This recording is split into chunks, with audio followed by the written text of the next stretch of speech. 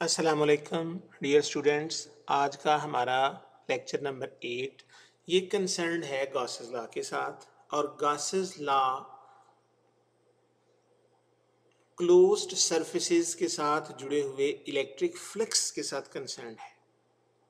तो इसको हम डिफाइन इस तरह से करते हैं कि electric flux through any closed surface is 1 over epsilon not times the total charge enclosed in it.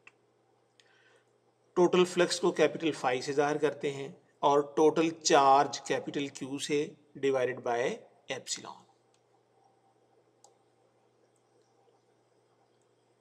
Total charge enclosed divided by epsilon.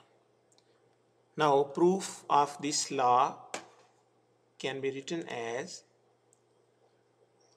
suppose we have a closed surface S and the charges q1 q2 dash dash qn are arbitrarily distributed within the closed surface as shown in the figure on the next page. यानी हमारे पास एक closed surface है, जैसे कि गुब्बारा, जैसे कि अंडा। इन तमाम सरफेसेस को हम क्लोज्ड सरफेसेस कहते हैं, जिसके शुरू और ख़त्म होने का कोई अंदाज़ा ना हो। इस आर्बिट्ररी क्लोज्ड सरफेस के अंदर मुख्तलिफ चार्जेस Q1, Q2, Q3 ये अलग अलग जगहों पर आर्बिट्ररीली डिस्ट्रीब्यूटेड हैं।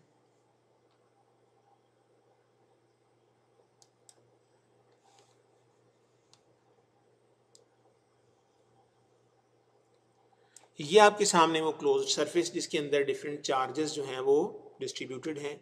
As we know that flux through any closed surface is independent of its shape, it only depends upon the permittivity and charge enclosed within the surface.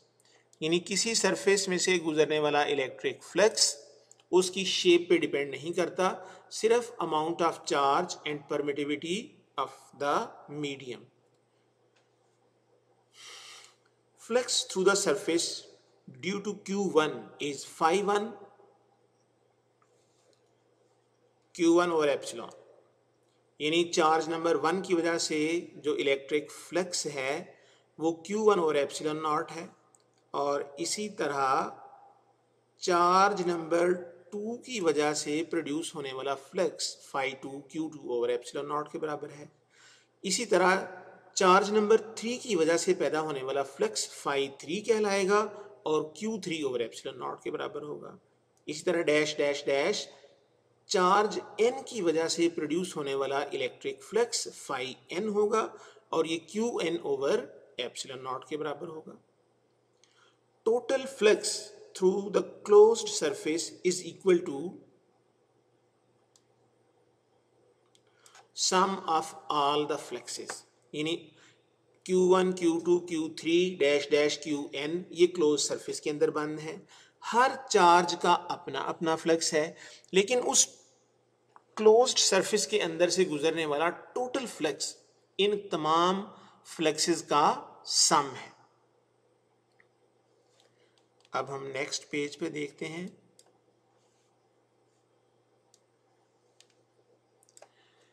phi t is equal to phi1 plus phi2 plus phi3 dash dash phi n. Now putting the values of phi1, phi2 dash phi n, total flux phi t is equal to Q1 over epsilon naught, Q2 over epsilon naught, Q3 over epsilon naught plus Qn over epsilon naught, taking 1 over epsilon naught as common। अगर हम 1 over epsilon not को common ले लेते हैं तो total flux बन जाता है 1 over epsilon not into Q1 plus Q2 Q3 dash dash Qn, और इन तमाम चार्जेस को जमा करें तो ये बन जाता है total charge enclosed by the surface, and hence according to Gauss's law total flux through the surface is equal to 1 over epsilon naught times of the total charge enclosed by the surface। तो this is the proof of Gauss's law। अब हमारे पास Gauss's law की एक application है कि हम एक conducting sphere के अंदर इलेक्ट्रिक फील्ड की वैल्यू फाइंड आउट करना चाहते हैं जब उस कंडक्टिंग स्फीयर को पॉजिटिवली चार्ज कर दिया जाएगा।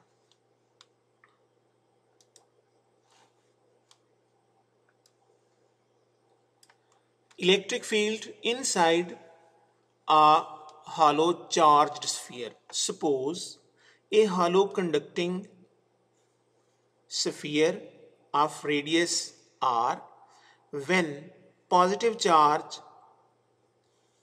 is given to the sphere,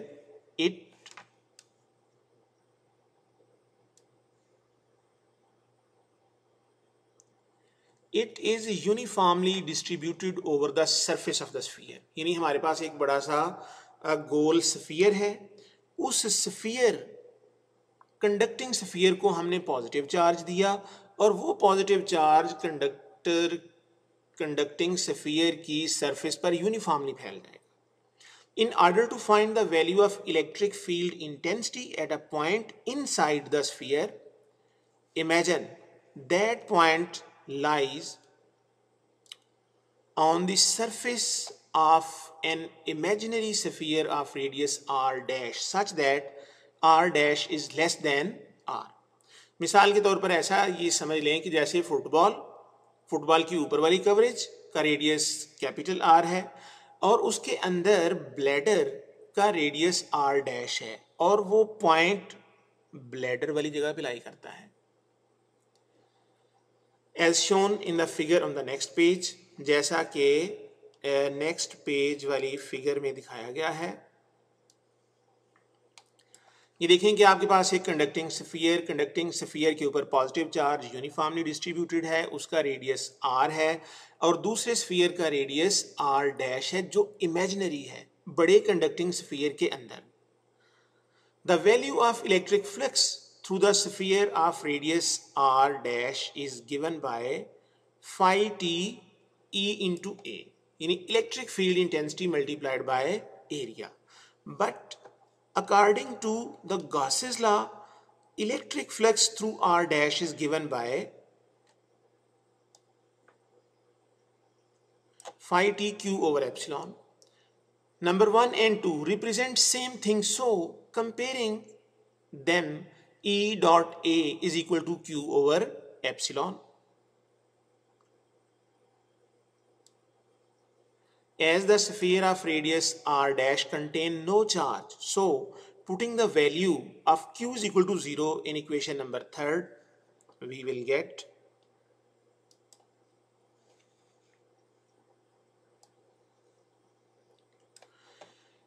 E dot A is equal to 0 over epsilon.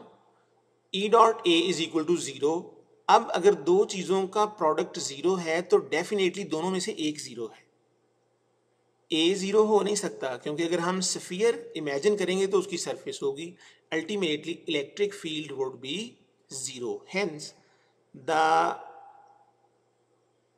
Value of electric field intensity inside a charge conducting sphere is 0। यानी जब आपके पास एक कंडक्टिंग स्फीयर होगा उसके ऊपर आप चार्ज डिस्ट्रीब्यूट कर देंगे तो अल्टीमेटली उस कंडक्टर के अंदर इलेक्ट्रिक फील्ड की स्ट्रेंथ 0 होगी।